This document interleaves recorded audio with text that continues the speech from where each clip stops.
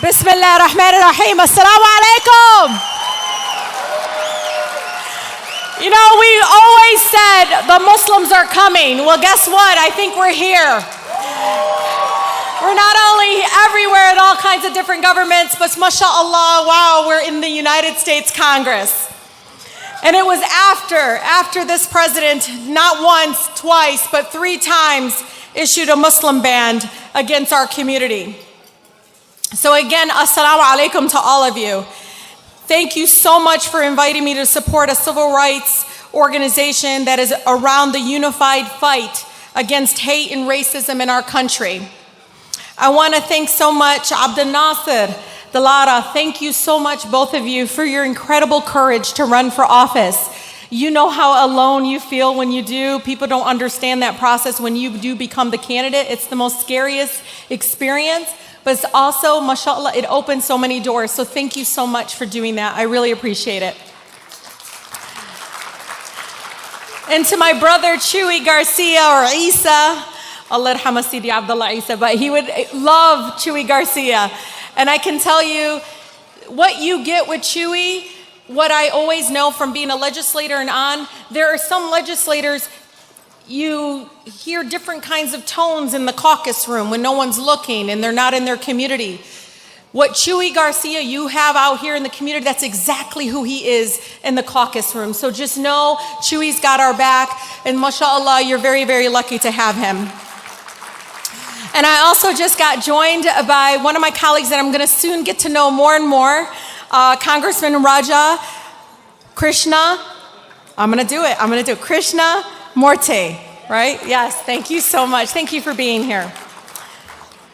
This week,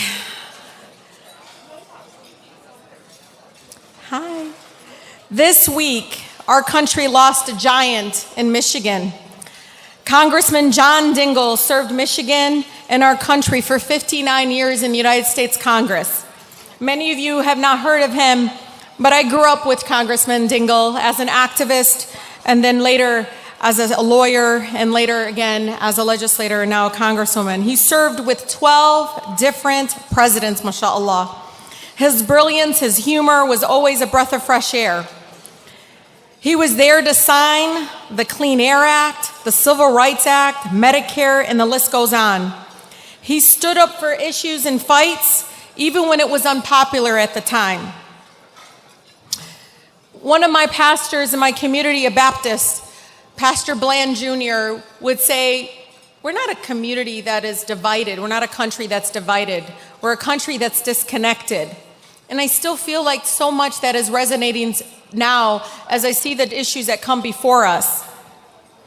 Congressman Dingell's words always had a true impact on me. I still remember my Yaba, Allah yarhama, a proud UAW member, expressed admiration for the dean, as we called him, and how Congressman Dingell listened to us. At least he listened, and he tried to hear us the same way as he would with someone that looked more like him. When I was a state legislator, I came in to serve on a panel with him on immigration rights. And Congressman Dingell was sitting there, and he had his cane. If you knew him, he always had this cane, and he always held it right in front of him.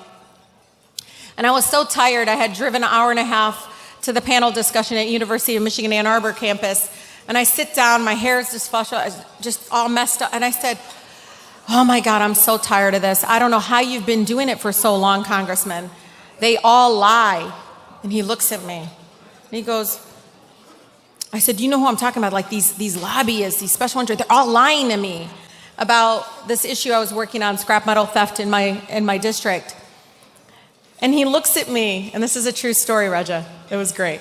He looks at me, and he goes, young lady, there's a saying in India that if you stand still enough on the riverbanks, you will watch your enemies float by dead. I don't know why. You have to know. At that moment, I felt so much better, and I have no idea if that's really a saying. I'm not sure, but mashallah, like that's the kind of person he was, is that he always tried to uplift and always trying to inspire. For my parents, they just wanted to be seen and acknowledged as even just existing. You see, for them, like so many, including our black and brown neighbors, just the acknowledgement that they are worthy of human dignity, equality, and love is at the core of why we heal and achieve justice for all.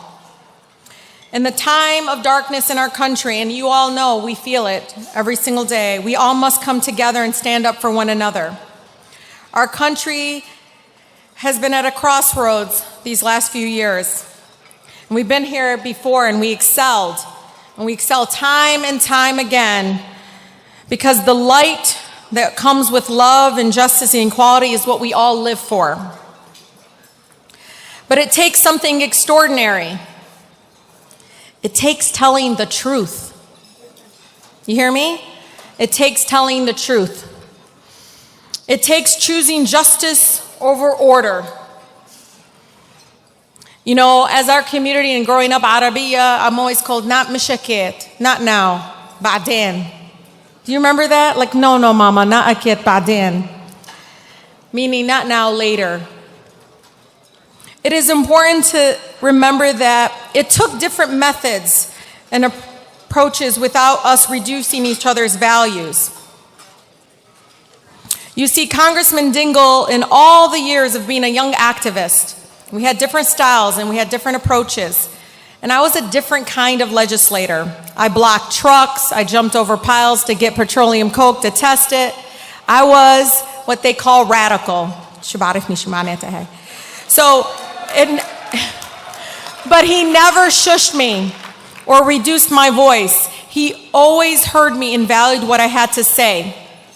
And that is what is missing right now as we fight so hard to lead our country with compassion, as we fight so hard to bring back the light that ignite hope and possibility. As we dress our children, and I am a mother, Hassan, like as I dress my children for school, and all of us have this moments where we're looking at our kids, it's usually in the morning. We fight so hard so they don't feel the same hurt and rejection we all feel today at this moment. The pain of not feeling like we belong. We all must fight against racism, anti-blackness, Islamophobia, homophobia, xenophobia, anti-Semitism, sexism, you name it, because we all know the same very people who promote this type of hate are the same in itself. They dehumanize and want power over all of us and use fear to justify it. Congressman Dingell opened hearts. One of the things he said in August 2017, he said, I signed up to fight Nazis 73 years ago, and I'll do it again if I have to, against hatred, bigotry, and fascism should have no place in our country. Much of the lens that shapes the person I am today is from my African American teachers, my neighbors who taught me the truth about pain of oppression. I grew up in some of the most beautiful, blackest communities in the country.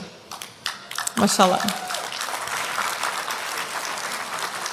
All of which in so many things in oppression, all of which is embedded the oppression and the structures all around us at all different levels of government. Now you mix up all of that with a little bit of Palestinian roots.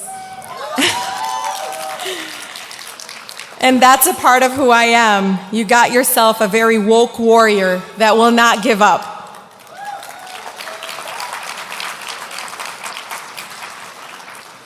Being thoughtful and aware of what others' lives and experiences are like is so important. It's a deeper sense of understanding. I strive every day, and inshallah you do, to enhance well-being of working families, of people.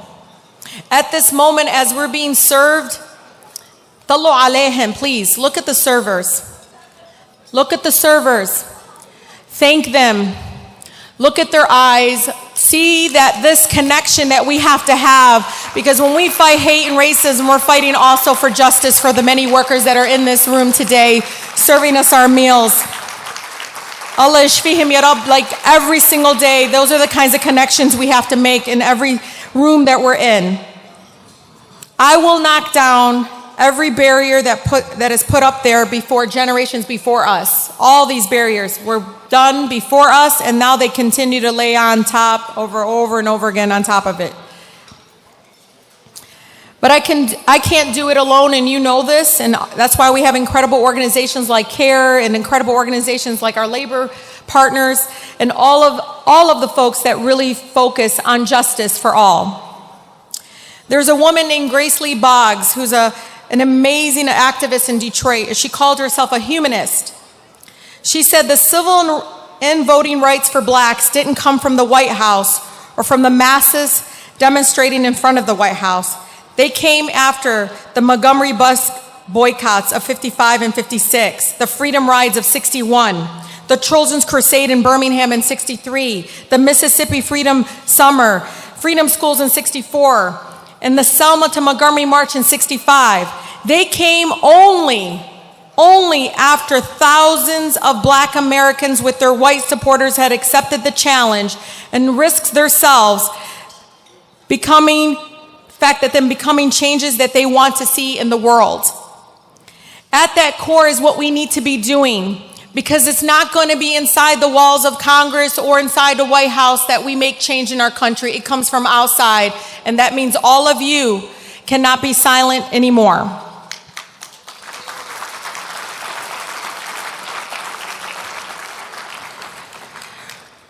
I'm going to create 4 neighborhood service centers throughout my community. A lot of people are like, what are those? Well, I come from the nonprofit sector, and I'm a social worker at heart. And getting people through everyday issues has to be at the center of my public service. So people shouldn't have to wait years until we pass Medicare for all or $15 minimum wage increase to get access to health care, to get a good paying job. So they need to be able to come in and say, this is what's going on in my life, how can I help you? Because the power of picking up that phone, the power of the letterhead, the power to convene as a member of Congress can be transformative. Getting outside as they're protesting, as events are inside, me standing with my General Motor workers, me jumping over piles, getting petroleum coke, me blocking semi-trucks coming through my neighborhood, as an elected person, elevates the voices of our residents. And these service centers are at the core of staying rooted in the community that elected me. So my first bill next week is going to be introduced. It's called Justice for All Civil Rights Act. It will transform lives. Our country needs to stop catering to the CEOs and the corporations that discriminate and hide behind, it's not intentional. Oh my God, Jananoni. That justice for all will only require that if we can show that the policy in itself is hurting people on the ground, like car insurance redlining, banks overwhelmingly denying people of color loans, inequity in education funding across this country. That should be enough to say they're violating our civil rights. And it gets back to the core of the civil rights of 64. It does. Where the conservative courts today made it much, much harder for us to get into the courts. That wasn't the intention of the 64 Act, and we're going to change it, and it stops now. Now, thank you. So staying rooted in my community and connected with the challenges we are facing at home will keep me grounded. I will carry you, my brothers and sisters, with me always. But I ask you to carry me as well. They will come after me, and they already have. Because so many, my mere existence as an outspoken woman of color that I can't be bought, scares them so much. But I know, just like before, together we're going to become stronger, and we'll achieve what some would deem impossible. When those in power try to silence us, overpower us with pollution, economic injustices, poverty, hate, bigotry, we'll fight together, and we'll win and become stronger afterwards. I am honored to be representing a community that raised me. Sometimes I think, alhamdulillah, I grew up in Detroit because it made me a better Muslimah.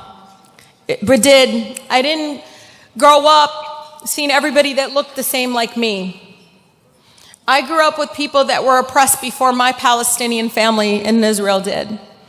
I grew up with people that understood what real oppression and segregation and hate felt like. And so much of that is what made me want to run in the first place and made me want to show them the love and admiration that they deserve every single day. I'm so honored to be serving the community that raised me. And you think about it, mashallah, brothers and sisters, a girl from Southwest Detroit, didn't speak English when I started school. Mashallah, I'm the eldest of 14 children. Say mashallah. My father only went up to 4th grade education, my mother 8th grade education. And now I am a United States Congresswoman.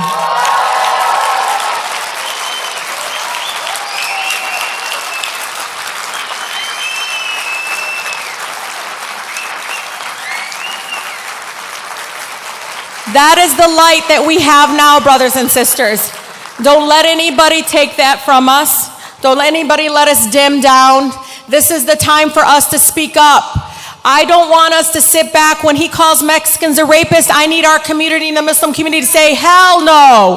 When they talk about black Americans, anybody that's being suppressed, we gotta say, hell no. Enough with our silence when it comes to us. A Muslim sister sat to me and said to me, how come we're so silent, Rashida? How come nobody's saying anything about us and being attacked as Muslims? And I said, what are we saying when he attacks other communities? Speak up, because it will give us so much more unified approach to this pushback against hate and bigotry. So thank you, all of you, so much for everything you've done. And I can tell you, my mother, who has a compassionate just heart, and Ahlam knows. This is a woman that when she sees somebody on the corner asking for money, she goes, Mama, haram, I wonder what happened to him. She doesn't judge. She doesn't put any kind of labels on him or her. And this is the same woman that after Trump won, had the hijab on in a supermarket and somebody yelled at her and said, take it off. He won, he said, take it off. And she beautifully responded, you don't understand. Jesus was born in my country, in Palestine.